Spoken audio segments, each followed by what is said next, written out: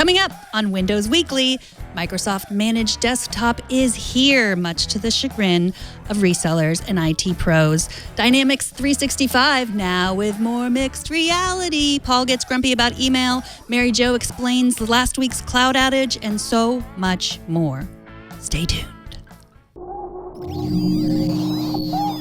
Netcasts you love. From people you trust. This is Twit. This is Windows Weekly with Mary Jo Foley and Paul Thurrott. Episode number 587, recorded Wednesday, September 19th, 2018. Is it baked yet? This episode of Windows Weekly is brought to you by Rocket Mortgage by Quicken Loans, introducing Rate Shield Approval. If you're in the market to buy a home, Rate Shield Approval locks up your rate for up to 90 days while you shop. It's a real game changer. Learn more and get started at rocketmortgage.com/windows. Welcome to Windows Weekly. This is the show where we talk about all things Microsoft, all the Windows announcements. There's some exciting ones today. And of course, I am joined, as per the usual, by Mary Jo Foley and Paul Thurrott. Or, wait, I did that wrong. Mary Jo Foley and Paul Thurrott. It felt right. Paul, Mary Jo, thanks so much for joining us on your show. Hey, thanks. Thurrott.com. All things... No. All things Thurrott.com. All things Thurrott.com. And ZD Mary Jo Foley. How are you guys doing? I like your laptop. Oh, thank you. I brand new. I don't know if you can see that. Sure. It's running. Is that one of the new Surfaces that's going to come out on October 2nd? You have the fake one? Yeah, no, it's real. It's running all the Windows, lots of Windows here. All your Windows right where you left them. Right where I left them. This is a terrible insight into how I deal with children, but this laptop reminds me of a pumpkin that a kid made one time. That's a daughter of a friends of ours. And she said, "What do you think?" And it was this misshapen mess. And I said, "I think you should marry rich." Oh. How old was she? She was a teenager. Oh, okay. And so you're even cruel to children. Yeah. Yep. Cruel to children. Paul Thurrott story. Right, because pumpkin carving is something that really can take you really far in the world, I've found. Sure. Okay, so there's some, I guess, bad news. Microsoft Managed Desktop, the rumors are true. Yep. That guy from Forbes was right. He was. Curse him. No, it's not. So this is funny. We talked about this on Windows Weekly a few weeks ago because I had a bunch of rumors based on a name of a product that Brad found called the Microsoft Managed Desktop. And yeah, where is he? Where's Brad? There he is. Hi, Brad. It's like if he sees the shadow, is this show going to last another 7 years? Well, how does this work? It might. Yeah. Brad Groundhog Sams. So this week, Microsoft, and so this is weird. They announced it this week. I kind of thought this might be one of the announcements for Ignite because I was like, you know what? This is right up the alley of, Ignite, IT pros. That's a big audience next week. And instead they announced it this week. It's exactly what we thought it was. It's an optional service for business customers only, where Microsoft becomes your IT pro, basically. So Microsoft takes over the management of your Windows 10 desktop. They're going to sell you the hardware. They're going to automatically provision it. It's going to be running Microsoft 365 Enterprise. They're going to keep you up to date with patches, both feature updates, patches, fixes, the whole thing. And you can kind of sit back in your chair and put your feet up if you're an IT pro, at least in theory. The first hardware it's going to work with the Surfaces. And they have said they are going to also offer this with machines from people like HP, Lenovo, and Dell, which is very interesting because HP and Dell, I don't know if Lenovo does this, offer a very similar service on themselves. Like they do this kind of end-to-end management of Windows 10 machines too. But it's not exactly clear how some of these finer points are going to work. Like how, if say you want a Dell machine, do you buy it from Dell? I think you buy it from Microsoft, who will get it from Dell. But there are all these kind of little pieces that are still a bit unclear on the strategy. It's also unclear how resellers fit in, because a lot of Microsoft's resellers, their systems integrators and VARs and all that, they do this as a business. Like, this is their full-time business. They configure and purchase and set up your PC for you. And so as soon as this story came out, people were like, I thought your story must be wrong, because they're going head-to-head with their channel. And that's a big no-no.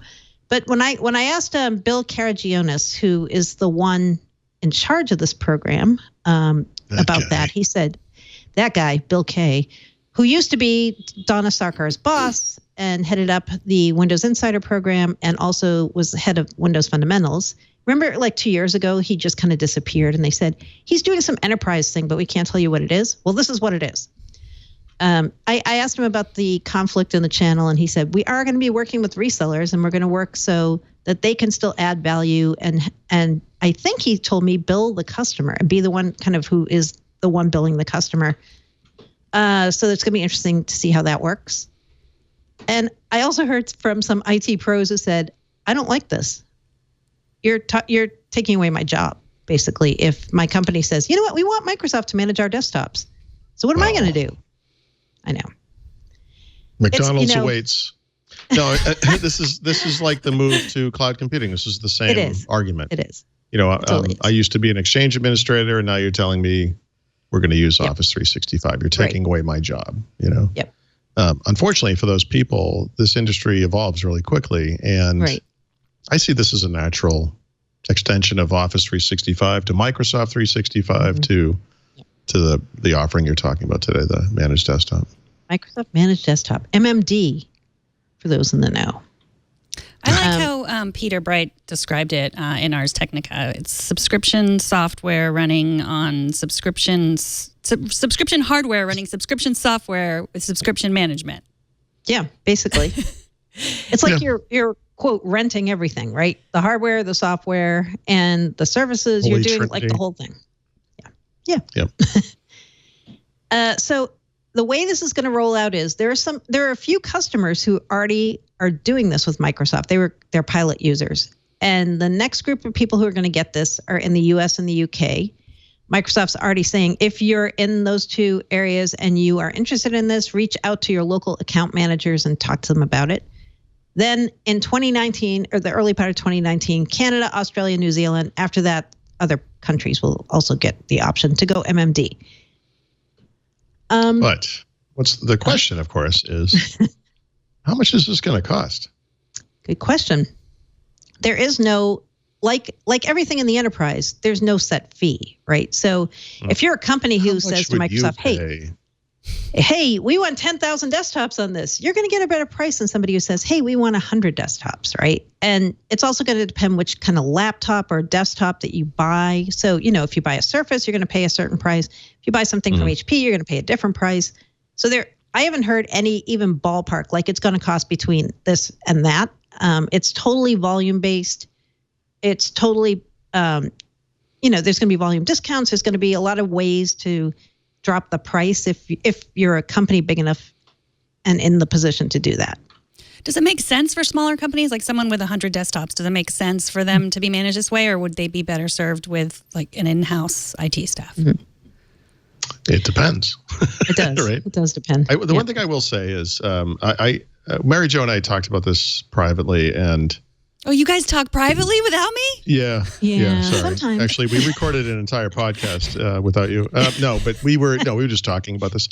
And I said, I sort of saw this as originally as something that would be something that bigger companies would like more. And Mary Jo said, well, I don't really see it that way. I see it as kind of a thing for smaller companies. And actually, I think that's the more correct path, because bigger companies already have these IT infrastructures, right? And if those people are afraid about losing their jobs, I think they might have other possibilities within the same company or some other company doing the same thing. But there is this thing about, smaller companies becoming bigger and how do you address their emerging needs as those companies grow. And I think when we look forward to today, like a lot of established companies have these IT groups and giant teams and all kinds of infrastructure. I don't think that's going to be the case for most of the companies that are coming up in the world today. And I think this speaks to that group. Microsoft obviously offers hybrid solutions as well, and they're really big on that kind of thing. And that's a great message for today's enterprise because they are maybe still a little bit scared about pure cloud or not able to do pure cloud. But for a lot of emerging companies, I mean, this is, how do you make that jump from we're 10 people and we just do ad hoc to now we need what? We have to hire somebody who's going to service us from the vertical industry. I mean, like, how do you even handle that kind of thing? And I think for a lot of those companies, those growing companies, hearing that Microsoft does this is like, yeah, okay, there you go. Assuming it makes sense financially, et cetera, et cetera. Like Office 365 to me is like a no-brainer. Microsoft 365, I'm a little less sure about the no-brandedness of that or whatever, but assuming that it is the same value or the same type of value, I think it could make tons of sense. Also, I think the bar keeps moving for what you as an IT pro are supposed to be doing, right? Like I remember when cloud computing first became a thing, people were freaking out. They were like, wait, like my job is going away. And instead what it was your job is changing, right? And in fact, when they announced this Microsoft Managed Desktop, their rationale about why are we doing this, it was because more and more companies need people who know things about the business that their company is in, like very specific vertical expertise. They don't really need people to necessarily just always be like provisioning Windows 10, updating it, the feature updates. That's what people are used to doing who are IT pros, but it's probably not very fun doing that for multiple companies, multiple users in a large organization. Like, wouldn't you rather do something a little more creative, something a little more kind of that would give you job security, So I see what Microsoft's argument is in this, and I more understand the angst by resellers than I do by IT pros in this one. Mm-hmm. I mean, but again, right. You can make the same argument with resellers. You could say, well, you know what? You guys used to do some very basic things as a reseller that Microsoft increasingly kind of encroached into and started doing themselves, like things like Exchange threat protection. Like some people made an entire business out of that as a reseller, and then Microsoft started doing it as part of Exchange. And resellers were like, well, that's what I was doing. But it's like they're pushing you up the stack along with them. And I guess it's like move or die. I mean, not to be a downer, which I am, but. That relates to the Exchange comment I made earlier. I mean, I think people get a little comfortable sometimes. And the Exchange example was, we went from 2003 to 2007 to 2010. Mm-hmm. There were all kinds of challenges involved, but it was, it was this on-prem kind of a deal. And then eventually Exchange Online happened, and I already forgot the name of it, the predecessor of Office 365, and then Office 365. And at some point, your migration job is to you're kind of migrating yourself out of a job. It's awful. I don't mean to laugh about it, but I mean I think people sometimes forget that it has, our industry has been like this forever. It's just, I think things maybe were a little too stable in a way for a while, and that applies to these resellers, partners, and so forth. They base their business around a certain thing. There was a whole business around small business server at one point, or whole little mini industry. That product doesn't exist anymore for the most part, right? It just doesn't make sense today. That's what happens. I mean, not to kind of belittle what this is for people who are IT pros, but it's the same for us in our field too. Like, we're not just sitting back going, oh, you guys, deal with it. I mean, both Paul and I have been journalists a long time, and I can tell you, it's scary for us too, as our field has changed and things that we're being required to do that we didn't used to have to do. I mean, I used to just write print articles. I never used to have to do like podcasts or, go on camera. I never even thought I would ever have to do that as part of my career. And I may not have even become a journalist if I thought that was something I was going to have to do, to be frank. I don't think this was even conceivable back in the 80s or 90s. We joke about this. We mentioned, Forbes or whatever, and the terrible headlines. And, all the stuff you kind of have to deal with. You referenced, I think, a headline, I think was before the show started, and it might have even been from a mainstream, I think it was from CNBC. No, I think it was Market Watch, actually. Okay, but sort of a clickbaity kind of a deal, and it's something I struggle with, personally. I've written my share of clickbaity headlines, but there's a big difference between clickbaity with no payoff and clickbaity with, I want you to read the article. There's something here, when you're just. Anyway, it doesn't matter. But it's just it is like she said. It's very interesting how quickly this has changed, and it is thanks to technology. So it's kind of it's a nice bit of irony for her and I, and for others like us, I guess. I feel like you're implying that you don't enjoy being on camera and doing podcasts, Mary Jo. I hate it, to be honest. Well, but I feel like it's something you have to do to be in this field anymore. Yeah, we are, as writers, most of us are not comfortable in crowds or out in public or on a stage or whatever. And in small dark it's true. rooms. I mean, there's a reason I work by myself in a room. I mean, the only living creature that comes through here beside me is my cat. And it's like I do best this way. And I assume that's true of Mary Jo as well. I mean, it's a struggle, and so, I mean, some people, you run into people occasionally who are really natural out doing this kind of stuff, and we hate those people. No, I mean, they're just different. I mean, everyone's different, but I think most people, especially not people who get into this today, a lot of people who might be doing what we're doing today would just go straight to YouTube or something, and those people need to have that kind of presence and ability and desire to do that kind of thing, and it's just not, I just can't wrap my head around it. Yeah. Well, then we appreciate both of you even more doing this thing. You have no idea the sweat that is pouring off my body right now. So, I mean, is there the blog post, the marketing post from Microsoft talks about analytics. They can leverage analytics to provide operational and security insights and learnings, blah, blah, blah. Do you think that, I mean, that sounds like a real benefit, or is that just me drinking the Kool-Aid from Microsoft? No, I think for a lot of IT orgs, they would love to get that kind of analytics sent to them and have it accessible to them in a way that they don't have to set it up themselves. And the other part of the equation that I think will be even bigger for some companies is Microsoft's doing your security monitoring for you. So, they always talk about, we have all these data centers and, we have all this capability to be watching our own network 24/7 and making sure no, threat attempts happen or malware, ransomware, blah, blah, blah. So they're going to sell this as, what if we could do that for you and you didn't have to do that for yourself? And look how big we are, and look how many people we have dedicated to doing this. So wouldn't you want us to do that for you? So I think that'll be an even more compelling reason that some people might consider this. I mean, the three kind of parts to this. I mean, one is just the element of trust, and I think Microsoft has that. Keep raising the Exchange example from before, but who was better qualified to manage Exchange than the guy who's managing Exchange at your company? Maybe the guys that made Exchange. There's kind of something to that.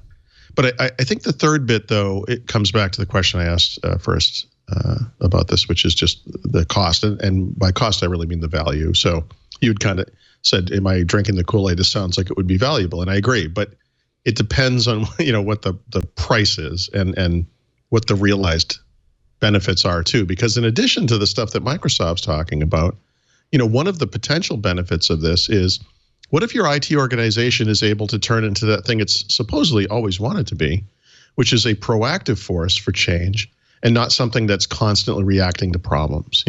Maybe by freeing up these resources to let Microsoft handle that stuff, what the remaining people, or the people still there doing IT who might have different types of jobs now, can focus on other parts of the organization where you can make change for good inside your organization, right? To do the things that would really benefit your users in other areas.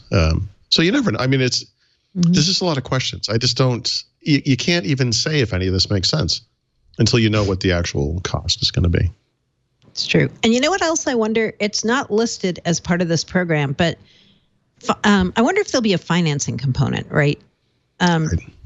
Yep. Will there be something maybe not for the biggest enterprises, but like for smaller companies, if they try to attract them with this service, hey, we'll also offer you some kind of a financing deal too, if you are interested in getting into this.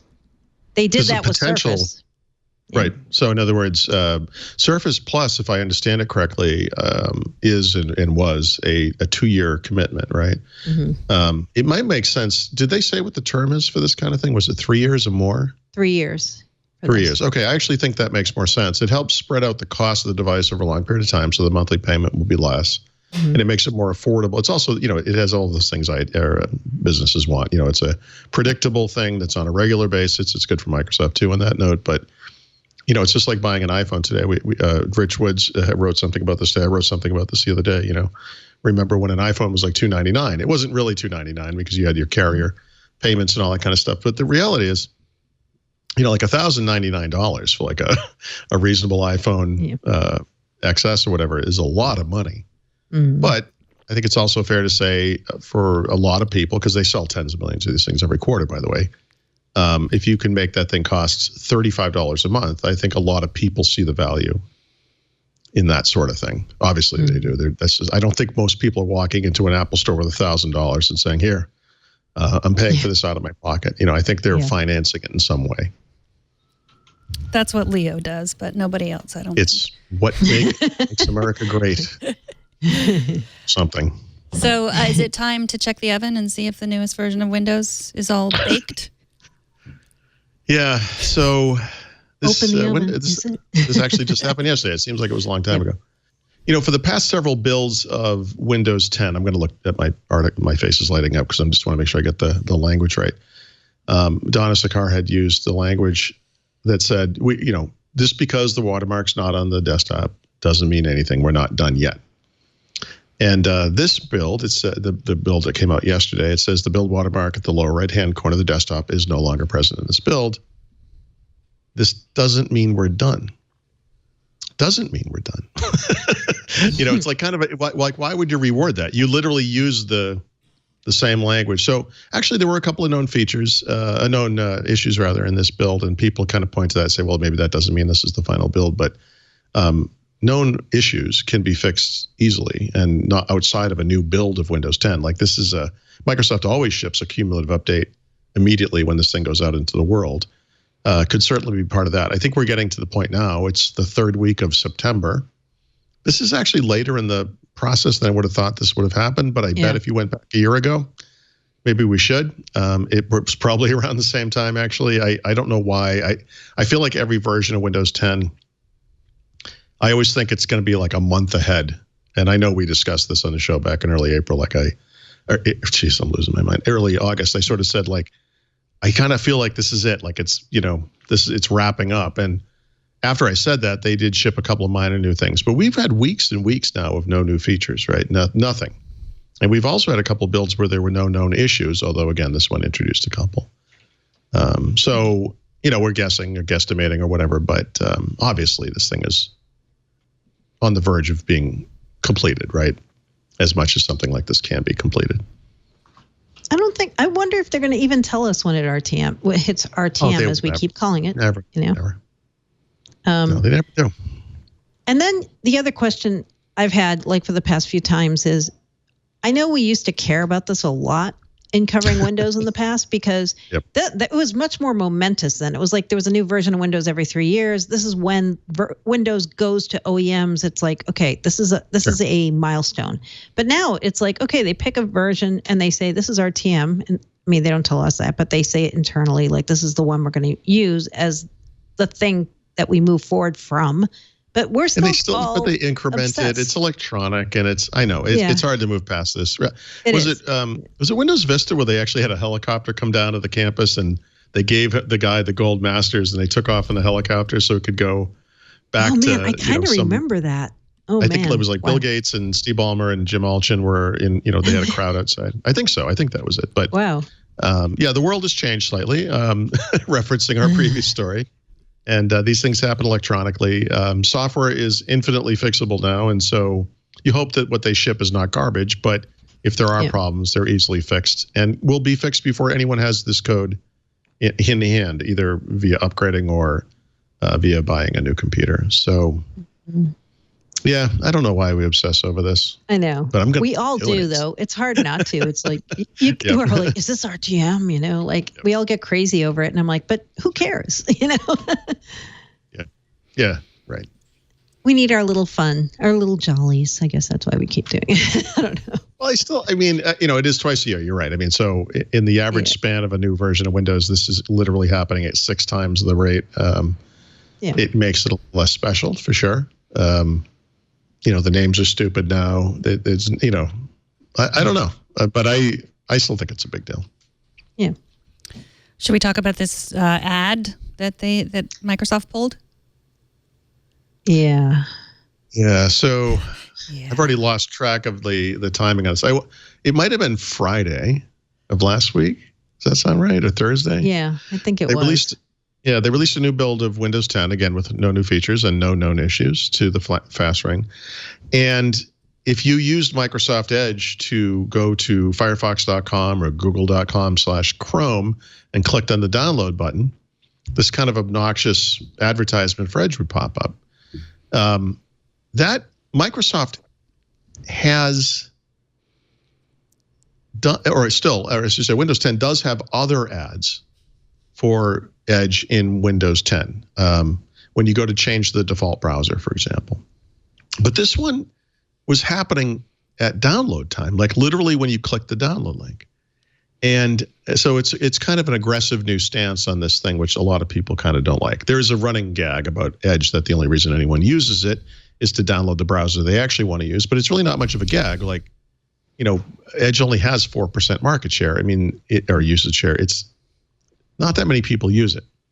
And obviously Microsoft knows this. And so how do you prevent that? I don't know. I guess you make a better browser, but one of the ways too is you put these things up in front of people. You sure you want to do it? Are you sure you want to do that?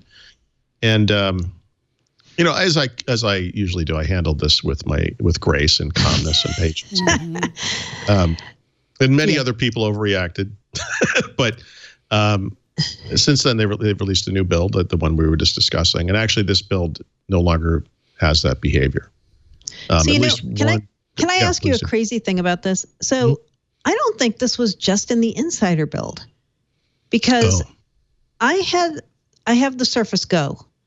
And I decided finally I had it with Edge because it's so terrible with JavaScript heavy sites like TweetDeck, which I live in. So I switched off of Windows 10S, went to home mode. First thing I did was download Chrome. Right. And I believe I got this same pop-up. And just because I was like, oh, brother, I was just like, no, install anyway, click. I didn't really dwell on it or like obsess over it because I was like, yeah, I get what they're trying to do, but no. And I'm like, wait, I think they were testing this in more than just the Insider build. I think whoever instigated this test, I don't even know if it was the Edge team. It could have been a different team at Microsoft who just said, right as the show was starting, I wanted to look at the weather, and I opened the weather app in Windows 10. This is on RS5 or 1809. Yeah. And instead of the weather app coming up, what I got was a full page ad for the news app on Android and iOS, right? And at first I thought, I don't really like this kind of thing, but yeah, okay, I guess I could kind of see it. But then I realized I'm looking at the weather app. I didn't load the news app. It wasn't like, hey, we see you're using news. Maybe you want to use it on mobile too. Like, I think I might have given that one a pass. But when I realized it was weather, it was like a different app. And I was like, what is this? Crazy. So I posted a picture of it on Twitter, whatever. I know I overreact to everything, but I look, like I said, they have various ways of advertising Edge when you're using a different browser. There are the things that slide over from the side and they go into Action Center. There's the thing you see in the settings app. This thing with the download link is something new. I don't know if they were, using it on non-Insider builds. I will say that it's possible you could have seen something very much like it. So even if they aren't, this is something heavy-handed. And that's the dark side of this little victory, because that thing is not in the new build, but all the other awfulness is still in there. So, they just keep, they keep pushing and they keep pushing and they keep pushing. And I just don't see this ending. And so it's still an escalation. Yes, I'm glad they listened, because lots of people complained, and they should. because this behavior is terrible, but it doesn't remove all the other terribleness for sure. And, that stuff's still there. Yeah. I don't know. I have to guess that they're getting good results on this. Otherwise, why do they keep doing it? Like spam callers probably get good results too. Is this the model? Like we. No, I'm not saying I think it's a good model, but something has to be reinforcing their belief that this is a good way to try to get people to try stuff. So with my advanced degrees in psychology, I've often said, but I've always felt that this is one of those things that is in the back of your mind. It's just like a little negative notch, another one, and another one. And that each one of these steps is part of an experience that people will over time feel is overwhelmingly negative. And that the time comes to buy little Susie a computer for school or get a second computer for themselves for the, you put out in the den when you're watching TV or whatever. And that's when they go like, you know what? I heard Chromebooks weren't annoying and they're like $200. Or I can afford it and I see the value in spending $1,000 to $2,000 on a MacBook because I know Apple's not going to do this crap. And I've heard that these things just work. And it doesn't actually matter how true those things are. Yeah. I think that Microsoft is eating away at a big chunk of the user base that exists today and is thus ruining the chances of getting those people and their kids and whoever else they influence in the future. And I just see this as a net negative. It's just no one wants to be annoyed. You know what? We have to put this as a reminder in Cortana. When we get Chris Capossela, on the show this year, sure. Around like Christmas, like what's the Let's ask him about this because I'm sure put it in Cortana. We actually want to get this reminder. So that's true. Okay, maybe Alexa. Anyway, I think we should ask him because I think it would be really, really interesting to hear his perspective and maybe a little insight into the telemetry and what they found and why they keep doing this. Let's ask him. Yeah, I mean, I'm literally that neighbor who is overly sensitive to sounds and dogs barking and blah blah. But fine, but there's still sort of an early warning trigger that occurs with me. I feel like I saw this stuff in Windows 8 and I called it a slippery slope, and I was like, once you put it in there, they don't take it out. They just keep adding to it, and that is exactly. Look, I get it. I'm not right all the time. I don't mean it like that. But this is one beautiful example where I kind of saw this early on and I was like, this is going to get ugly. And every time I see something like this, it's like I kind of clench up like, here we go again. This doesn't bug the heck out of me like it does you. But what does bug the heck out of me around this same issue is when you have an app from them already installed. Say you have Office 365 and then you get an ad saying, try Office 365. I'm like, wait a minute. You must know I have this, right? With all this is from the company that is touting their AI prowess, and they don't even know that me, who is signed into my Windows computer with the same account I use for Office 365, has Office 365. You're not violating my privacy, guys. That's just common sense. You should know that. That annoys me more. That one. It's crazy. Yeah. Yep. Well, should we talk about the list of deprecated and removed features? Yes. I will have to look at that list too because I don't remember. I didn't There's see nothing anything dramatic. Hugely, no news. No, there was nothing dramatic. Right? No, in past years, remember Paint showed up about a year ago, and everyone was like, "Oh my god!" Paint is not. I check every year listed. for Notepad. I do. I like them. Okay, that's not. I don't think you have to worry about Notepad. I mean, I think Notepad maybe it comes to the store or something, but I think it's fine. So I think the only one in here, as far as deprecated features, is the snipping tool. A lot of people do use that as kind of popular. There's a new tool in this version of Windows called Snip and Sketch that is sort of a superset of snipping tool. So no worries there. And it can take over for the print screen type shortcuts, which is kind of cool. Mm-hmm. And then as far as stuff that's actually gone, nothing important. The hologram app has been replaced with the mixed reality viewer. The phone companion app was a version ago replaced by the phone settings in the settings app. So it's no big deal. It just gave me a reason to use a picture of a pasture. Got it. Putting it out to pasture. One day we'll all be out there. We will. And the Microsoft Apps for Android has transitioned to your phone. Did we talk about that last week? So I don't remember. So Apps for Android is now called Your Phone. They just renamed it. And so obviously in Windows 10 now in 1809, they have an app called Your Phone. It's been evolving over time. It will one day let you access your photos, your text messages, and your notifications on your PC. Super useful. Today it does 2/3 of those things. And so the way you used to connect your Android phone to your PC to make this work was the Microsoft Apps app, which was kind of a goofy way to do it. Now this functionality has become sort of the core point of the app. It makes the connection. And you can still go look at all the other Microsoft apps you can download on Android, but that's not really the point of it anymore. It used to be sort of like a mini store for Microsoft apps. Because you love Microsoft so much, you want to make sure you get, collect them all.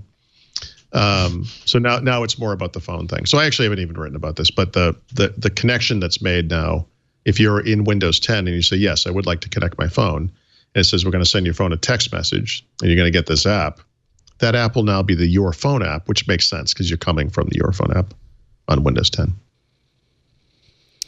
Oh, so that whole Microsoft collection goes away, or whatever that was called? No, it's in there. It's like kind of a sub page in the app now. So that and honestly, at this point, it was almost just a name change. Yeah, it had kind of been evolving along those lines anyway.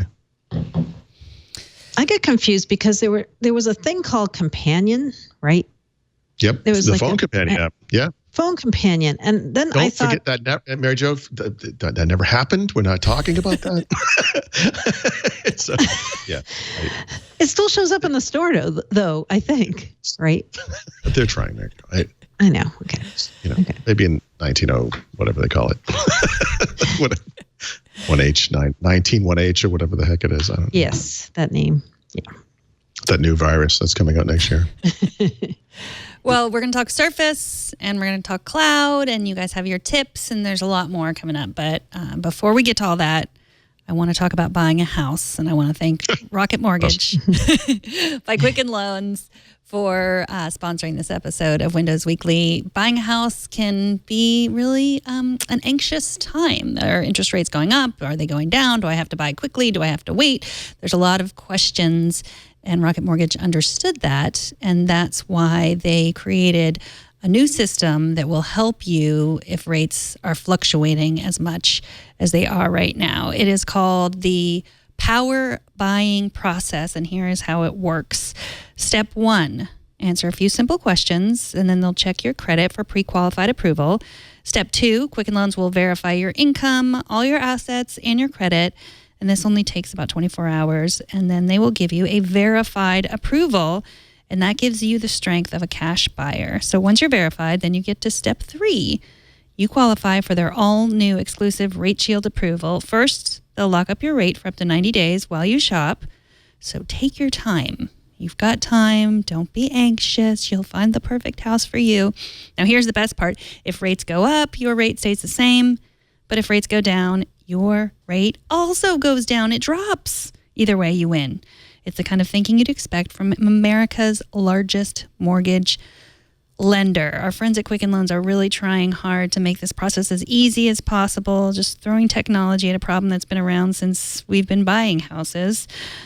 So check it out. If you don't believe me, go to their website, take a look, see for yourself. All you have to do is go to rocketmortgage.com/windows. Rate Shield approval is only valid on certain 30-year purchase transactions. Additional conditions or exclusions may apply based on Quicken Loans data in comparison to public data records. Equal housing lender, licensed in all 50 states. NMLS consumeraccess.org, number 3030. That's rocketmortgage.com/windows. And we thank Rocket Mortgage by Quicken Loans for their support. All right, Surface. There's a Surface event next month. We know for sure now. Yep. October 2nd. Yeah. So do you want to, why don't you, Mary Jo, if you don't mind, maybe Yeah. So October 2nd, New York City, starting at 4 p.m., there's going to be what Microsoft calls their fall event. And so we're pretty sure there are going to be new Surfaces there, but nothing brand new, more like refreshes of the Surface laptop. And the Surface Book. Is that right? Or is it Surface Pro? No, Surface Pro. Surface. We think the refreshes are going to be fairly minor to the hardware. We think they're going to get new 8th generation Intel processors and probably USB-C ports. We don't know if there'll be any other brand new Surface devices there, and we also are not sure if Microsoft will do a refresh on the Surface Studio at that time. I've heard some people say yes. I've heard some people say maybe not. But that event's going to be a bigger event. They're also going to talk about scenarios where they show how you can save time across your home life and work life. And it's going to be a very productivity-focused event, we think. They have this thing they call Modern Life Services internally, and it's the whole idea of helping people use things like OneNote and To-Do and Cortana and various products that they already have in the Microsoft pipeline to save time and be more efficient. And so I think that's going to be kind of the flavor of it more than just a big Surface hardware announcement. So that's what we are thinking is going to happen on October 2nd. And Microsoft's not really saying, of course, because they want to have some fun sure. event. So since then, Brad and now I have viewed images of the devices. And one of the things that's interesting is that both Surface Pro, although actually I've not seen this in Surface Pro, but both Surface Pro and Surface Laptop allegedly are coming in black. And for Surface Laptop, that's only interesting because the Surface Laptop's already offered in different colors. Black is not one of them, and so now black will be one of them. I think they're getting rid of the gold version, and we'll still make the other versions. And then, of course, Surface Pro hasn't been available in black since Surface Pro 2. And one of the big issues with the first 2 generations of Surface Pro, which I believe were still magnesium devices. Remember, Surface Laptop is aluminum, and so they can anodize it. It's easier to do the colors. It's the reason why Apple's doing that on the iPhone XR. You can use aluminum colors. You can have more colors. Those devices, the Surface Pro and Surface Pro 2, were very prone to scratching. In fact, even if you didn't think your device was scratched, if you brought a magnifying glass up and looked at it, it actually has micro scratches all over it. It's probably too far along now for anyone to worry about that, but at the time it was very concerning. And I believe it's the real reason that Microsoft went with natural magnesium for Surface Pro 3 and Surface 2, which was the second ARM-based device they did, is because when you scratch a device like that, what you're scratching is the actual color of the material. So there's still a scratch, but it's not as visible because you're not seeing the real color underneath like you would on an aluminum device. So I don't know how they're going to address that. Do you remember when I got the Surface Laptop loaner? I'm actually not that hard on my devices, but I had scratched the heck out of that in like a few days, and because it was burgundy, you could see silver, right? Which is the actual color of the aluminum underneath. Yeah. Yeah. So I wonder if they've changed that.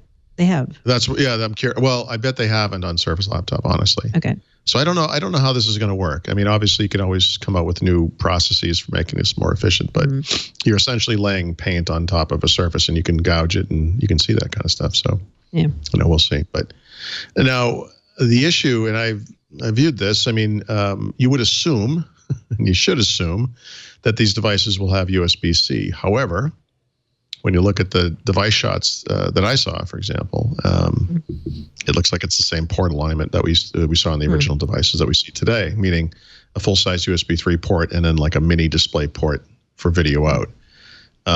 It's possible that these materials that I viewed were just meant to show off the colors, and they were using existing product shots and just colorize the black one to make it look black, whatever. But I can't imagine. Can you imagine? I can't imagine them not doing it. No. It just makes no sense. No. So, and actually, I'm sorry, Surface Pro. Did the 2017 Surface Pro have a USB-C port? No, right? Or is it just? No, but the Surface Go does. Surface Go does, and Surface Book 2 does. Yeah. So we'll see what happens. But so it's good news and potentially bad news. But I don't think they're going to screw that up. So no. I have banged my head on the desk so many times because of Microsoft. I cannot imagine. This would just be the dumbest one yet. So no Surface Phone and no Surface Watch is what you're telling me. No. There will be no. Nope. I don't expect new form factors. No, although, as you said, it's not a form factor, but I keep hearing about this headset thing too, being part of this. So some kind of a Jabra-like headset, which I think they're going to not market as like necessarily for call centers, but more like for home use, almost like some kind of productivity thing. So that'll be interesting to see what that is. Yeah, I would say peripherals get a pass. That one in particular is really interesting. But even back at the Surface Go launch, what the private thing they did where we all kind of came in individually. They had a range of mice and they had the new colors with the pens and everything. And, that's stuff. That's fine. They could last year's Surface Book 2 event, which we expect to be the model for this one, where they had the Windows 10 stuff as well. Remember, they had that new performance or professional mouse, whatever it was called, the new Surface mouse. I don't have it right here, but the one that's sort of ergonomic. Yeah. Which was out in the pavilion area, but they never discussed it, or Panos never talked about it when he was talking about the new devices. So, I obviously we're going to keep an eye out for new peripherals. I wouldn't be surprised if there was some other stuff as well. On that note, I've seen a couple of people saying there's going to be a new Surface dial, possibly transparent. You come with a soap on a rope kind of thing, like a little rope so you can hang it. Yeah, exactly. And, if they do a new dial, that would make more sense if there is a new Surface Studio, right? I mean, that would be kind of an interesting pairing there. So, right. All the Surfaces have audio jacks, right? Yep. Yeah, the normal headphone. What if it's a new Bluetooth headset and then they take away the audio? I don't see Microsoft taking away the headphone jack on a computer. I don't think they should either. Yeah, these things do double duty now. Remember, the computers used to have the two ports that looked identical, but one was for a microphone and one was for the headphone. And now the headphone jack can do two direction for those headsets that support that. And then obviously a lot of people use USB for audio as well, or for headsets. So now it's time for the buzzword section. AI, mixed reality. You're not going to believe what you hear next. Well, you guys are doing this. I'm going to be reading my tiny book about Google. Look at this thing. What is that? Is it a little book? Look, it's a little book. Where'd you get it? Is it for writing notes? Get this thing? No, it came with my new dongle. This cute little book. Are you about doing Google. A review, dongle review? No, I don't. I don't think I have much new to say. You did a review of the pen loop. Hey, that's true. And I did do a review of the original dongle. How much does that dongle cost? I think it's $16-ish, maybe, or 12 or 16, 12. And it's USB-C to headphone jack? Yeah. The other one had a problem where you would plug it in, it would make a big popping sound, and if you manually selected between tracks, it would make a popping sound. And this one actually seems to solve that. So there is that, I guess. Sorry, I didn't mean to hijack the AI thing. I'm sure it's...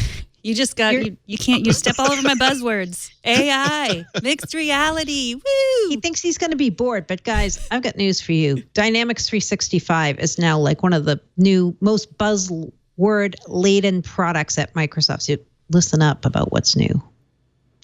Okay. So first, for people on the podcast who don't know what Dynamics 365 is, I don't know what rock you're living under, but it is Microsoft's CRM and ERP product line. So if you know what Salesforce does and you know what SAP does, this is what Microsoft does too. CRM, ERP, they have on-premises versions and they have cloud versions.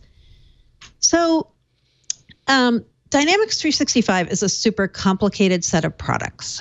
There are a ton of moving pieces. And the way Microsoft has re-architected this is they've broken these all up into separate modules instead of just selling them as a suite only. So there's a whole laundry list of what's included in here, which I'm not going to go over.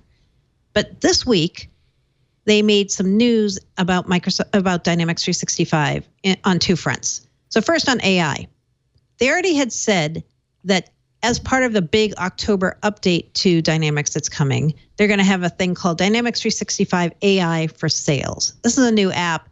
Just think about what salespeople want, add some AI, stir it around. There you go. AI for sales. Yesterday, they said there's two other AI apps, which we didn't know existed before. So one is called AI for Customer Service. One is called AI for Market Insights. So again, they take these kind of mundane functions that people do in the CRM and ERP world, and they're trying to bring new kinds of advanced technologies to them to make it easier for people to do their jobs, help them do predictive kinds of things instead of just always being reactive. With the insights, they're basically aiming at marketing teams who want to make more informed decisions, but it's hard for them to pull the insights out of the data. So they're going to kind of predictively give you insights that might be helpful to what you're doing. Okay, so there's the AI part. This is all going to start rolling out in October because just like everything else at Microsoft these days, they're on a twice yearly schedule. So there's a March update for them, actually April update and October update for Dynamics. The other thing that a lot of people get super excited about that Microsoft talked about this week for Dynamics is actually old news, but I'll reiterate it for people who may have missed out. Remember at Build, Microsoft showed off 2 new apps for the HoloLens. One was called Remote Assist, which was a hands-free calling type app. And the other was called Layout, which is a hands-free spatial design app. So we've already seen these. They've demoed them. They've talked about them several times since. What many people didn't realize is they took those 2 things when they did the big reorg at Microsoft this year, and they moved those to the Dynamics team. The thinking is, we want to find places where HoloLens and mixed reality are going to be able to make money, not just in these more amorphous things like, it'll be fun to let people exist in a 3D space and walk around in this place. No, they want to make money off this. So the way they're going to do this is they're repositioning these things, the content for HoloLens and mixed reality, as more aimed at first-line workers and people who do what Dynamics does. People who are in the field, who are repairing elevators, who are looking at inventory and trying to make informed decisions. So they took these 2 apps, rebranded them as Dynamics 365. So now they're called Dynamics 365 Remote Assist and Dynamics 365 Layout. And they're going to start introducing these as part of the October update of Dynamics 365. So a lot of people, it's funny, I was watching the coverage this week. A lot of people either had never seen these demoed before, or they didn't realize they had been moved over to being more applicable to the business world. And they were covering them as brand new things that came out of nowhere. And wow, aren't these great? Don't get me wrong. I think Microsoft's doing the right thing with these apps. I feel like they got way off track when they were trying to make HoloLens and mixed reality just a consumer and gaming thing, because when HoloLens first came out, if you remember, Satya Nadella went to the team and said, this cannot just be a gaming and consumer thing. It should be a business thing too. Then they kind of got away from that when they were doing Windows 10 creators update stuff, and they started talking about 3D for everyone, that whole thing, where they showed them demoing a sandcastle on a phone being built and you can make 3D models. Or remember playing Minecraft in your living room. That's right. What I remember. All I remember is playing Minecraft in your living room. The Minecraft thing was pretty cool. Yeah. No, don't get me wrong. These things were cool too, but they were never going to make money off these. And they are going to make probably a lot of money off repositioning this as a first-line worker thing. I think for companies who are like, oh, wow, that would be really handy if my person who's repairing an elevator doesn't have to call somebody on a phone or look up something in a giant manual, and they could just have the instructions appear in their field of vision while they're wearing this headset. This would save me a lot of time. I think they're going the right way, and it's now part of the Dynamics family. So see, Paul, you might want to start covering Dynamics. So I have this Call of Duty tip I'd like to share. No. So what was it when they first, it was first was it Build in 2015 when they first announced it? Announced HoloLens? Yeah. That was a whole separate event, right? I thought it was January 2015 when they did the... Yeah, it was January. They did the Windows 10 event, wasn't it? Yeah. It was. Was it? Yeah, I think it was January, 2015. And then, so what was there? I think so too, because I think I just started back at Twit then. And were they just trying to be flashy, or were there people that really believed that kids would be playing Minecraft in their living room? Oh, there are people who really believe. Let's be very clear about that. They never actually said that they were going to make a consumer version of the HoloLens.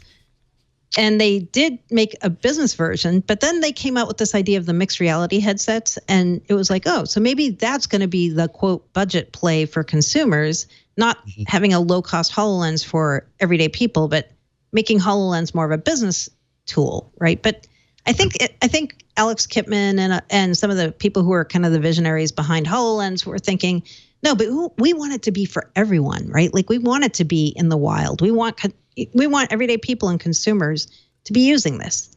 Sure. And I don't think it's ever realistic, right? No, this has happened a lot to Microsoft. AR and to a lesser degree VR have kind of taken off with consumers, but on mobile where it makes more sense. And I always use that museum example. You're a kid, you go to a dinosaur, a natural history museum is a dinosaur skeleton, and you can hold up your phone or your iPad or whatever. And as you move it over the skeleton, maybe one of the things you can see is what that dinosaur looked like when it was alive. And right. That kind of thing is neat.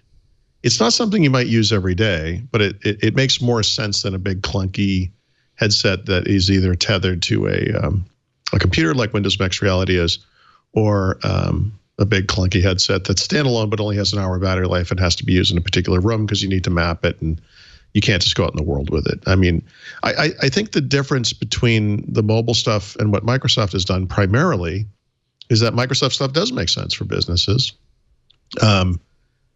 And the consumer stuff makes more, the Apple or, Samsung VR, whatever those solutions are, there's tons of them now, makes more sense, out in the world, the Pokemon Go kind of example or whatever. So I don't know, I for all the criticism I had of HoloLens, the central kind of awesomeness of it was how AR objects, which they called holograms terribly, would kind of really latch onto a surface. And you could kind of walk around it, and it was so still on that surface, whether it was a wall or a floor or whatever, that it made it seem like it was there, and it tricked your brain. It's a central kind of genius to it. But I got to be honest, I've seen mobile AR examples that are almost as good, and I think it's just kind of past, for the consumer space. You're not taking this one back. There's no version of a Microsoft headset that you can wear out in the world that makes any sense when you can just use it on your phone when you sometimes want to use it. It's going to be really interesting. So we think the next HoloLens comes next year, sometime in 2019, and I'm really interested to see how they position it. If they come out of the gate like this is a business device, or if they come back and say, okay, we think we can make this a consumer and business device. Yeah, I think the former makes more sense. I think too. Yeah, and one of the things that they can legitimately do is say, look, here are some wins that we've had for certain companies and certain, you can call them verticals, whatever. I think it was last year sometime they used, probably was Ignite last year, they used Ford Motor and how they were using HoloLens and Windows Mixed Reality to design cars, where in the past what you had to do was carve these giant, they still do this all the time, but they carve giant fake cars out of clay, because it gives you a way to kind of look around it in 3D and see how all the angles line up and everything. Now you can design this thing digitally, and the person doing that is going to use a HoloLens. But when you want to bring in the rest of the team just to kind of look at it and give me some feedback, they can put on the Windows Mixed Reality headset, which is a lot cheaper, and get that same kind of 3D realistic view of the vehicle in progress. So I think that makes sense. Me too. Chevron, I think, was the one they were showing this week, and how they're using it throughout their organization. So and I bet they have more dozens of use cases. Like you and I have talked a lot about Windows 10S, and one of the things I've said is there is no example of a company or a school district or whatever it is successfully deploying this thing and seeing better results with it. Like they just don't have that. They need those things, right? This is how Microsoft sells more and more customers on it. For HoloLens, for whatever anyone thinks of it, they do have these examples. There are, in fact, companies out in the world using this thing. So it's not going to sell in the millions of units, but maybe that, maybe it doesn't have to. That's not really the point. It's not that kind of product. So the other cloud news, Microsoft is bringing Cosmos DB to Azure Stack and Azure Sphere. Isn't it time for Cosmos DB 2 or something? Or? So this is kind of your preview of Ignite buzzword bingo. And I got to say, I don't know if this will be an announcement at Ignite next week or not, but all these three terms in this sentence, Cosmos DB, Azure Stack, and Azure Sphere, these terms are all going to figure very big next week in whatever Microsoft does, because you can look at the session list for Ignite and see these come up a lot. So a quick refresher. Cosmos DB is Microsoft's NoSQL database. They always talk about it being a planet scale NoSQL database. Azure Stack is their hybrid computing platform. It's basically almost kind of like a version of Azure that runs on certain servers that are pre-configured to run it, and you can run it in your own data center instead of Microsoft running it in its data center. Azure Sphere is that Linux-based microcontroller that Microsoft had talked about a few months ago, where they're building a service to make things secure if you want to deploy things at the edge. So you know that whole thing we talk about here all the time, intelligent cloud, intelligent edge. This story is the epitome of that. It's got everything about the cloud, the edge, and the intelligence all in here.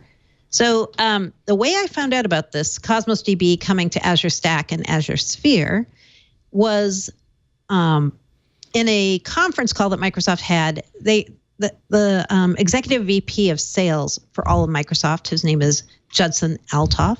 He was speaking at a city conference, and he just kind of threw this out there like, yeah, this is going to happen. And when I first heard it, I thought, wait a minute, how can they bring Cosmos DB, which is running on Azure, to first this planetary scale database, to Azure Stack? Okay, I can kind of see that. But Azure Sphere, like this little tiny microcontroller that's going to be embedded in devices on the edge. But he said that very plainly, like it's coming. He didn't give us a date when. But it kind of shows you Microsoft's whole value proposition and where they're going with this story. They're trying to make everything that they do in the cloud available also right out to the edge. And this is going to be a prevalent theme for them with every product, including HoloLens. You know, they've already said, we're going to put an AI processor in the next HoloLens so that you can do processing on the edge. I think this is just going to keep coming up more and more, and it's going to be a major theme. So remember, if you have your buzzword bingo cards for Ignite next week, I would put these three words on it: Cosmos DB, Azure Stack, Azure Sphere. Yep. What do we Would win? you put Windows 10 on that bingo board, Mary Jo? I'm not sure I would. Would you?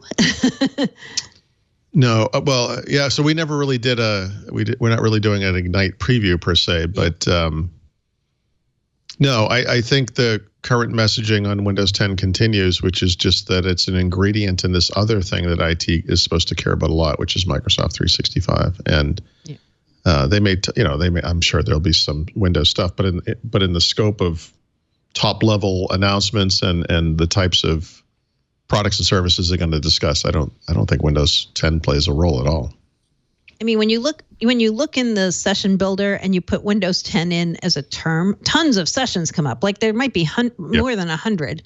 But if you look and you drill down, it's like, oh, they're talking more about like management of Windows 10, or they're talking about, Windows 10 is part of Microsoft 365. It's not really like we're going to learn a lot of new things about Windows 10, probably, right? This is what an awful quickness that this has occurred in. But we used to do that kind of Windows Phone drinking game thing where it's like a Microsoft keynote, and if they actually mention Windows Phone, you have to take a drink.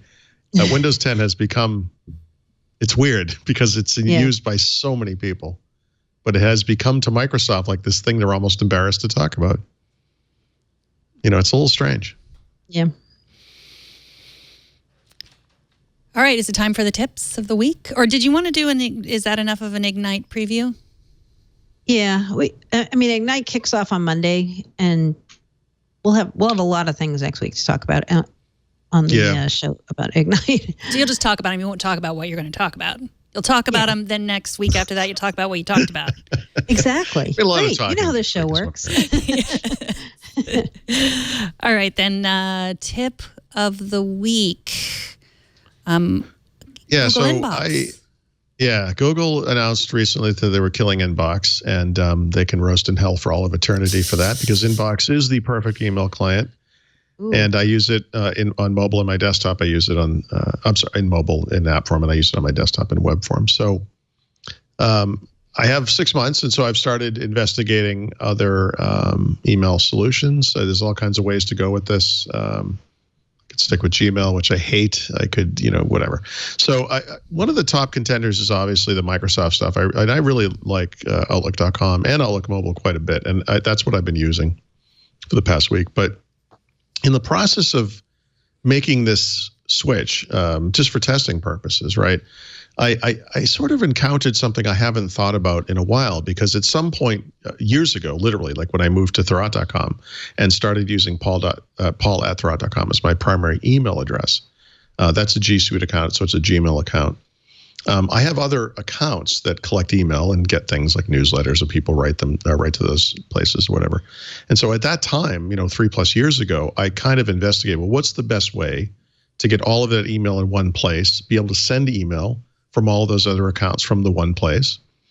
There's different ways to do it. And so now that I'm looking at this again, I've actually run into this thing, which I frankly have not thought about for over 3 years, which is this. Let's just pretend you have 2 email accounts to make it super simple, and it's Gmail and Hotmail, right? So you've decided you're going to use one or the other. It doesn't matter which. And you want to collect the email from the second email account at the first one, and you want to be able to send email as that account from the first one, send and respond to email from the second account from the first account. There's 2 ways you can do this, right? You can literally pull email from the one you want to use. It's so hard to even explain this. I'm sorry. Let me use Outlook.com and Gmail, and may just use the service names because it's too hard to do this otherwise. I'm going to use Outlook.com. I want to collect email from Gmail. I want to be able to send email as Gmail from Outlook.com. How do you do that? Outlook.com has stuff built into it. In fact, in the new version, there's a new interface for this, and it lets you connect specifically to a Gmail account. I thought that was kind of cool at first, but it uses IMAP technology, which isn't super old-fashioned and is its own form of push-pull. It's technically push, I guess, but no, I guess it's not. I guess it's technically pull, but it allows you to collect email as it comes in, and that's one way to do it. But you can also forward email from Gmail, and I'm experimenting with which one of those is faster, because my theory is that if you forward email from Gmail, it will be forwarded the second it comes in, and that IMAP will pull on some kind of a schedule, and you can't configure it. And so I believe that that's correct, and that's something I've been kind of, again, I'm experimenting on. But if you're going to consolidate email, you need to kind of look into this stuff, and this is the hidden complexity of it. If you think about an application like Windows Mail in Windows 10, which is I think is a terrible app, but people use it. When you connect that to a Gmail account, you're using IMAP. And one of the things you'll notice with that app is that it's continually behind. In fact, when I open my start menu now and I can see the tile for mail, it's flipping through email messages, including your one today, Megan, by the way, about the glass thing, which are gone. They've been archived already, but this thing hasn't caught up. And this is actually, it's kind of a goofy thing to have to even worry about. I wish this was more sophisticated. I wish there was kind of a shared email technology that happened under the scenes that everyone used, and it just kind of worked, and it was true push or pull or whatever. But I don't believe that exists. Anyway, I believe that it is faster and more efficient to forward email, and then just to configure the new account to be able to send mail as that account, which you can do separately. So that's what I've been doing. I believe it's better. This is super complicated. It's really hard to discuss like this. It's kind of easier maybe to write and give the examples. But I believe after doing this for a week, both ways, I'm not 100% sure, but I think it's more efficient to do this by forwarding your email to the new account. So there's your tip. Did they say why they discontinued it? They were just testing it. They were using it as a testing account for really Gmail. Just testing it? Yeah, for 5 years. Wow. So, or 4 years. I know. Like I'm like, testing. wait, it was multiple years, right? Yeah. It was the thing is, to be slightly fair to Google, it is possible to go into Gmail and make it simpler looking. There's a lot of extraneous UI in the web client, and you can get rid of a lot of it, but not all of it. For example, I'll bring up Calendar because you can see it there. There's this sidebar that appears in Gmail and in Google Calendar now. It has icons for Google Keep and Google Tasks, and then there's a button to get more add-ons. You can't remove that thing. It's just like this column that appears over there. And I don't understand the complexity. my theory is that Gmail or Google, in their manic bid to be Microsoft, is trying to make this thing as complex as Outlook. And congratulations, guys, you did it, because I don't want to use it anymore, just like I don't want to use Outlook. And by Outlook, I mean the real Outlook client, like Outlook 2016. Slight irony side note, by the way, I'm also testing Outlook 2016. And as it turns out, if you're on the Insider program, the version of Office that's coming out soon has the simplified ribbon, and you can actually take this big pig of a program and kind of make it look kind of streamlined. It's actually not 100% terrible, other than Outlook is hiding beneath the scenes like a ghost in a horror movie. But you can make it look pretty good. It's kind of interesting. Like, you can actually make Outlook 2016 look cleaner than Gmail, which, by the way, is a sentence no one should ever be able to utter, but it's true. I always thought they were going to keep Inbox because it was better, because it is better. It's cleaner. It's simpler. It's not overloaded with crap. My advice to Google that they will never listen to is use Inbox for consumers and keep Gmail for G Suite, and let them decide, those companies, if they're going to let people use Inbox as an option.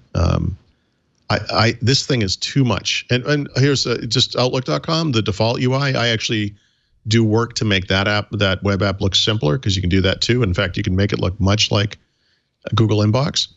But the default view of that thing, and that's that picture you're showing now, is Outlook.com looking like Gmail, like Inbox rather, is beautiful and clean, and the iconography and the text style and everything. It's beautiful. Like it's actually a really nice looking app.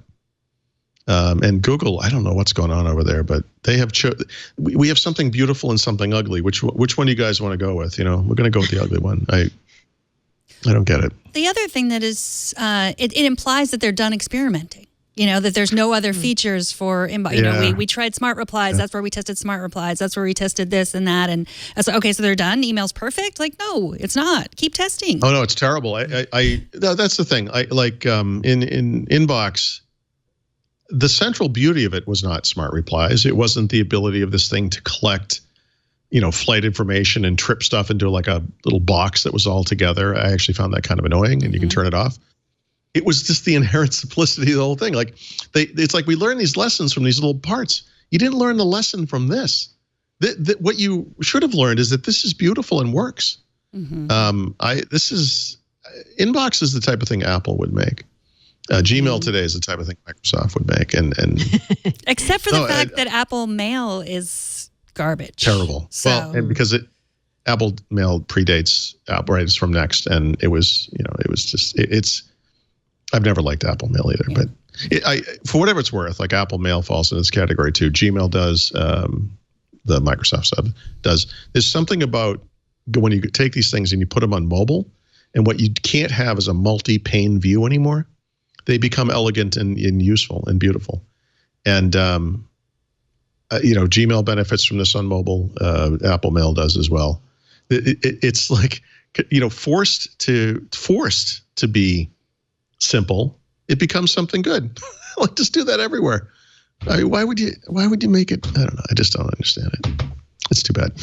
Well, email is so personal. I feel like if I needed to start a new business, it would be like an email life coach where I would meet with people and say, well, what do you want from your email? What's your, do you love smart replies, or do you like a clean design, or do you like to push or pull? That's what we would talk about in our meeting, Paul. Well, okay, so and then and then give them give them one thing that is right for them. There is that my original advice to Google when I first found out about this was, you got to make something that looks like Gmail that looks like Inbox a mode of Gmail. If you just do that, I'll shut up and go away.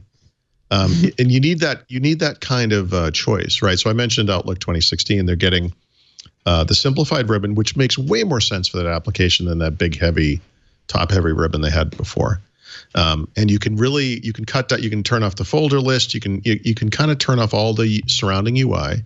And turn this thing into something that is super elegant and simple to use, and even a normal consumer who doesn't know anything about technology would probably have no problem with this thing. Doing that doesn't mean that those features are not available for the power users that need or want that stuff, right? It's kind of the best approach. Like what you just said is what Microsoft does on Outlook 2016. It does to some degree on Outlook.com. And Google is not doing on Gmail / they had two different things. You want simple, it's inbox. You want full of crap, but it's super powerful, you have Gmail. And if you're only going to have one, you got to make it something you can change so that it's good for everybody. So now Mary Jo and I can go drink beer while you talk about Forza 4 or 3. Yeah. Oh, exactly. I do have a little Xbox thing in here. Yeah. So this is pretty quick. Although, yeah, this is pretty quick. Microsoft, I think they revealed this in, I don't know if it was August or July or whenever, but they said that they were going to start bringing Microsoft Studio games to other stores. Today the new games are all available only through the Microsoft Store, and they're I think all of them are Xbox One and Windows 10. So some of those games are actually making their way to Steam, which is the big online store for games on the PC, and also I think on Mac and Linux, and also to PC retail, meaning in disc form, right, for the first time. And so Recore, which is a AAA title, Super Lucky's Tale, which is actually an awesome game, and then some silly children's games that we'll just skip over. But it's kind of interesting because these games were all pretty big for Microsoft, and the fact that they're bringing them to other stores is something that hasn't happened in a long time. And hopefully this will shut up Tim Sweeney for a couple of days, the guy from Epic Games who never stops complaining about Microsoft. Yeah. So the other thing is Microsoft released, this is just kind of a side thing, Forza Horizon 4 is now complete and will be released, I can't remember the exact date, but I think it's early next month. You can pre-order it now.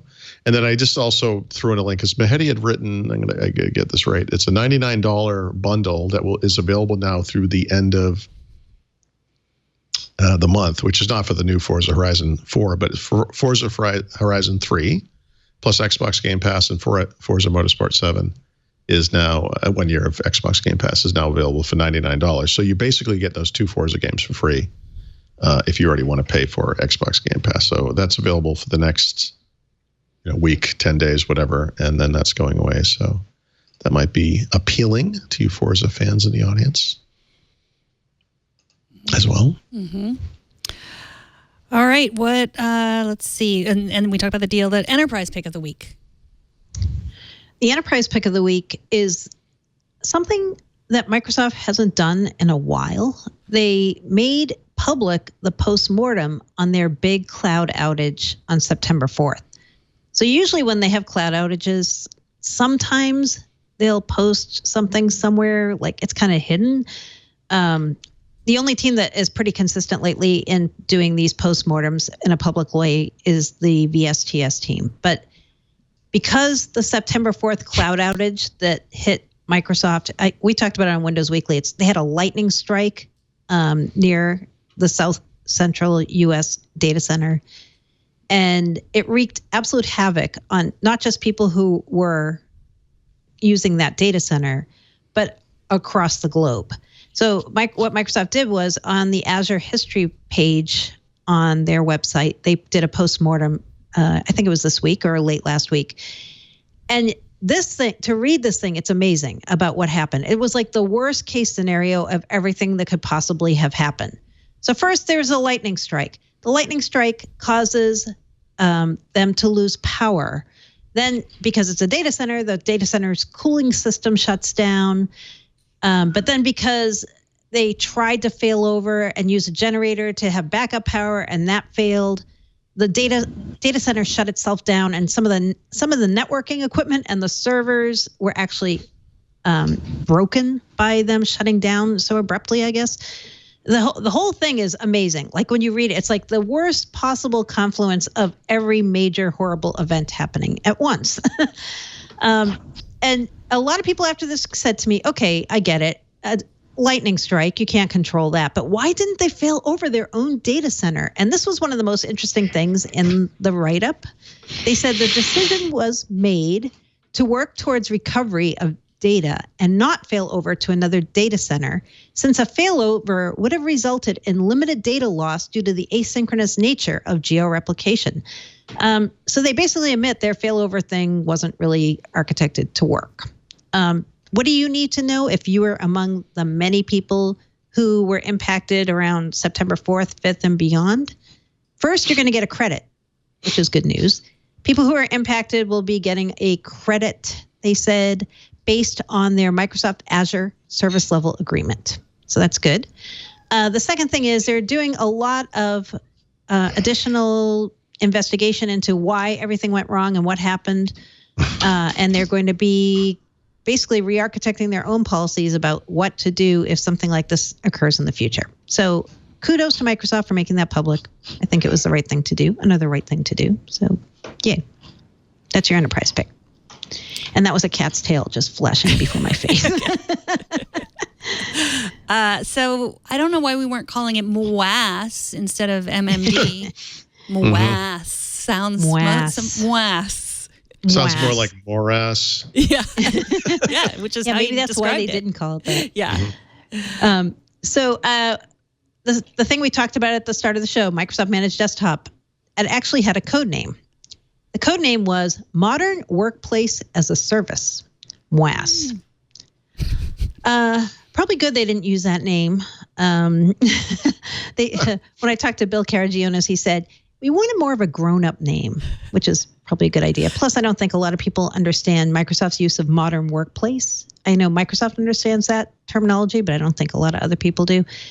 The most interesting thing was I found other companies, like especially in Australia, a number of resellers who are using this modern workplace as a service as something they actively go out and sell right now.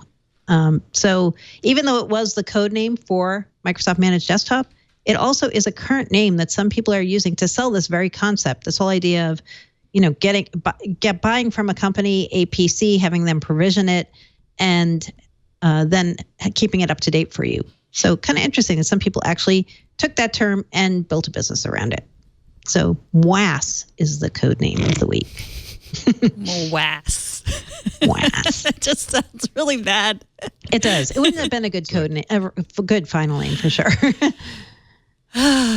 Cigar City Maduro Brown sounds much better, which is your beer pick. It does. Yeah, I was thinking I should do a Florida beer pick because we're going to Orlando next week. And there aren't that many great craft breweries in Orlando, but there are a lot of good craft breweries in Florida. Cigar City is in Tampa. They make a lot of amazing beer. So if you're at Ignite next week and you're looking for a Florida beer pick, I would say anything from Cigar City. If you like a milder brown style ale, like an English brown, I would say try the Maduro Brown if you see it anywhere. English style brown is like a little bit coffee, a little bit toffee, a little bit chocolate, very light, easy drinking, even though it's a brown ale. Definitely worth a try. All right, let's have a whole section devoted to the events coming up.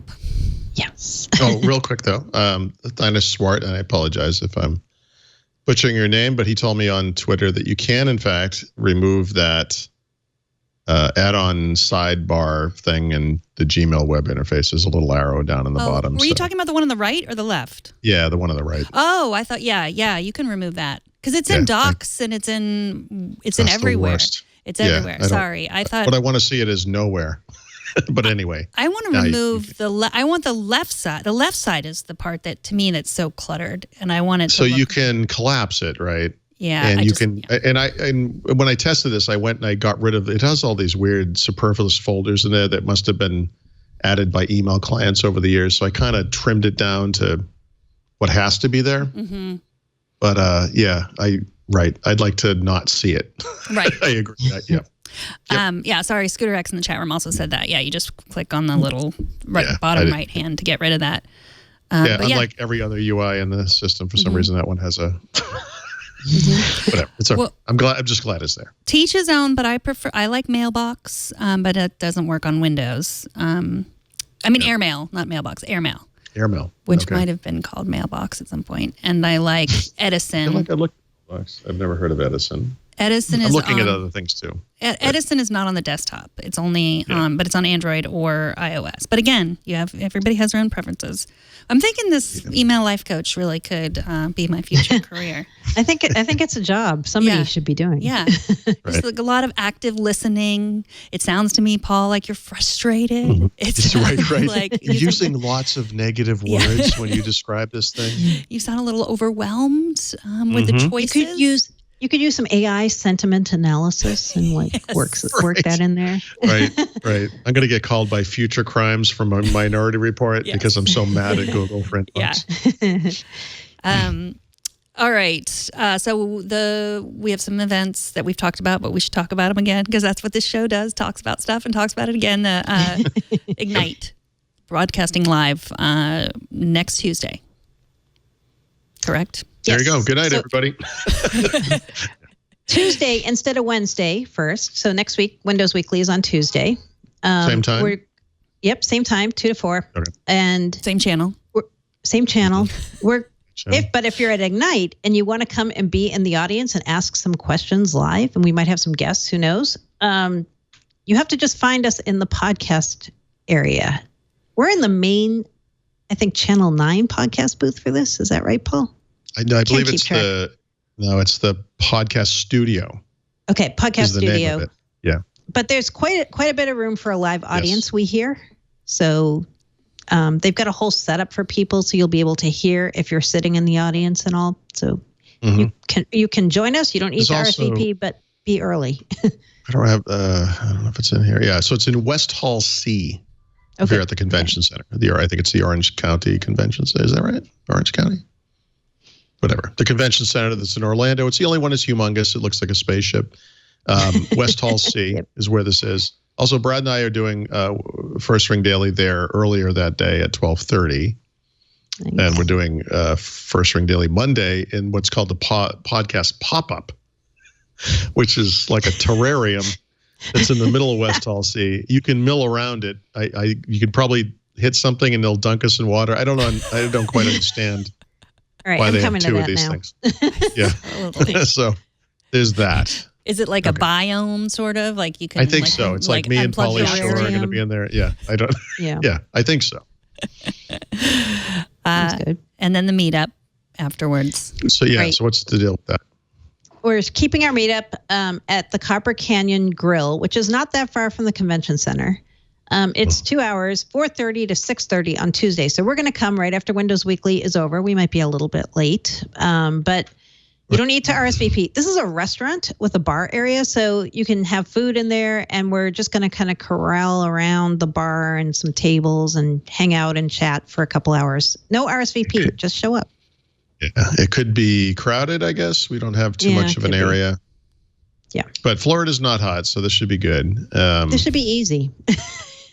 Well, unfortunately, the problem with this is we have to leave right after this. I know. Because we have a private event we have to go to as well that night. So we'll be there. How long are we there? 2 hours or an hour and a half? 2 hours. 2 hours. Okay. So we'll be there for the duration. We will. And then October 17th, more micro warehouse cloud camp. Yes. If you're in Dublin, October 17th, and you're interested in stuff like internet as a service, infrastructure as a service on the cloud or platform as a service or Windows Server 2019 or hybrid, go to the Micro Warehouse Cloud Camp. It's a one-day event in Dublin that is, you have to purchase a ticket for, but if you purchase a ticket for it, we're doing Windows Weekly live there, and we're doing a meetup, and we're even keynoting. Paul and I are going to keynote and say some stuff at the end of it. Say some stuff. We're going to say some stuff. Probably with a glass of Irish whiskey in hand, so who can say how this will go? True. Yes. Before we go, I wanted to point out my logo. I noticed that it improved over the course of the show. Yes, it has. Nice work. I think thanks, John. That's actually pretty cool. Fancy. Yeah. This is the fast ring that I'm on right now. It's working great. The one without the ads for Microsoft Edge. Yes, exactly. The Thurrott edition. Yep. I like it. Windows Weekly records every Wednesday at 11 a.m. Pacific. But Leo will be back next week, so it may be another time. Will he? He will allegedly be back. If he's not, I'm back. But next week won't be Wednesday anyway. It'll be Tuesday at 11 a.m. Pacific, as we said. And Mary Jo, where can people find you and all the great, wonderful things you do? Writing, the things you get to do alone in your own room with your my cat, dark cavern, as you always hoped your life would be. In your lair, as I call it. In my lair with my cat. Yeah. They can find me on the internet at allaboutmicrosoft.com or on Twitter at Mary Jo Foley. And Paul, when you're alone in your room, like you always wished you would be, what are you creating? I am also on the internet. What am I creating? I don't know. Words, mostly hateful words. Terrible, terrible words. I'm at Thurrott.com and then Twitter at Thurrott as well. Well, thank you both. And thank you for watching this show. And you can subscribe, obviously, or watch live. And we hope you do one or the other, or even both. And I am Megan Morrone, and hopefully Leo will be back next week.